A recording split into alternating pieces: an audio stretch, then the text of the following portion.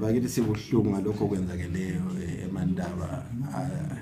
Into eyenzakeleyo ukuthi abantu bejikijele hayi asikufuni njengeqembu ngoba thina siliqembu elihlonipha umthetho wezifa, ehlonipha umthetho wePSO, siyahlonipha imithetho yeFIFA.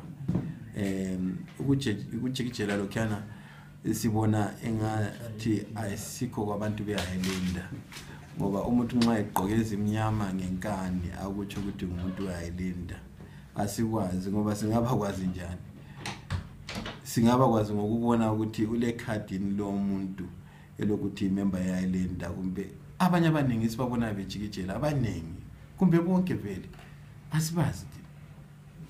Siyachumayela ilizwi lokuthi bakithi asifuni bantu abaphambanisa umdlalo webhola, asidlaleni umdlalo webhola ube umdlalo ukuthi izimuli umama lo baba labantwana labazukulu labokhulu labogogo bayabe bezozikholisela nxa besenkundleni lapha.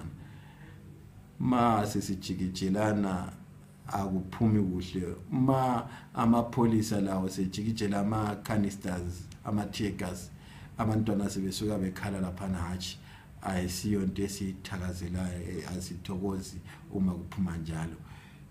So ngicela ukuthi thina njengabalandeli bebhola sibuye silesizathu sokubukela sizikholisile sibuyele ekhaya kuphela.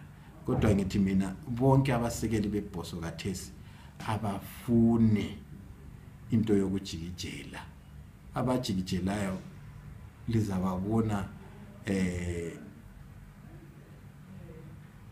beqondiswa ngabantu bebhola abeBosso abayithandayo.